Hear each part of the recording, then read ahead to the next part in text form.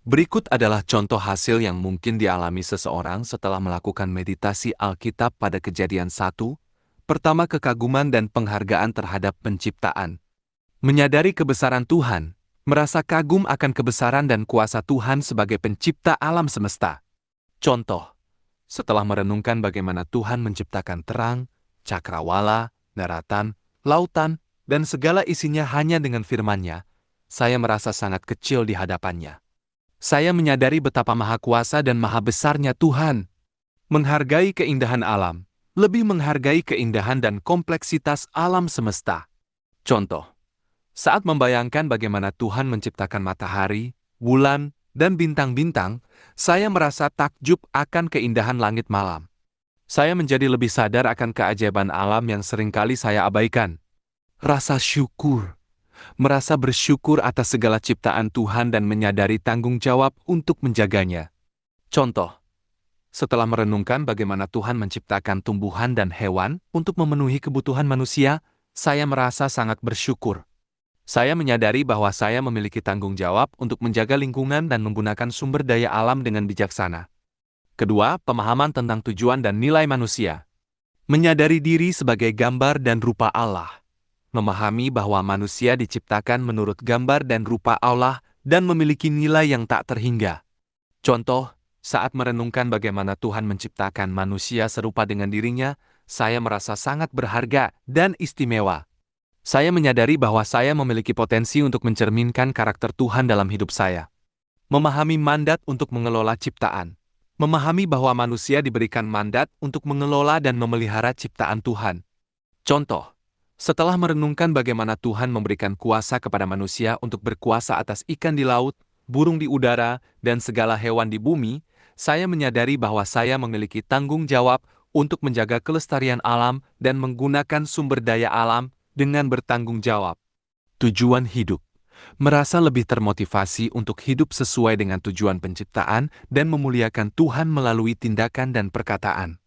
Contoh, saya merasa terpanggil untuk menggunakan talenta dan kemampuan saya untuk melayani Tuhan dan sesama.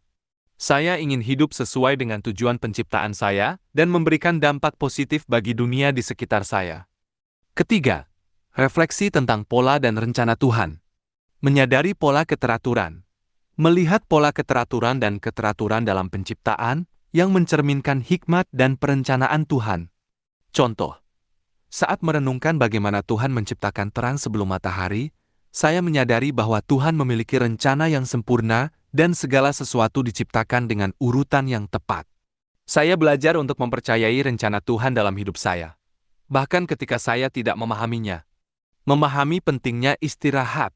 Memahami pentingnya istirahat dan pemulihan, seperti yang dicontohkan oleh Tuhan pada hari ke-7.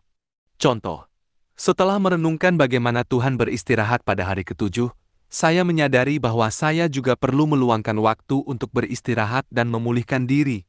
Saya belajar untuk menghargai pentingnya Sabat dan menggunakannya untuk beribadah, bersantai, dan menikmati waktu bersama keluarga. Ketergantungan pada Tuhan. Menyandarkan diri pada Tuhan sebagai sumber segala sesuatu dan mengakui keterbatasan diri. Contoh, saya menyadari bahwa segala sesuatu yang saya miliki berasal dari Tuhan.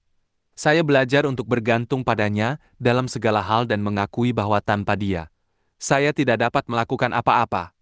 Keempat, perubahan dalam perspektif dan gaya hidup. Kepedulian lingkungan. Lebih peduli terhadap isu-isu lingkungan dan terdorong untuk mengambil tindakan untuk melindungi bumi. Contoh, saya mulai mengurangi penggunaan plastik, mendaur ulang sampah, dan mendukung organisasi-organisasi yang bergerak di bidang lingkungan. Saya ingin menjadi bagian dari solusi untuk masalah-masalah lingkungan yang kita hadapi.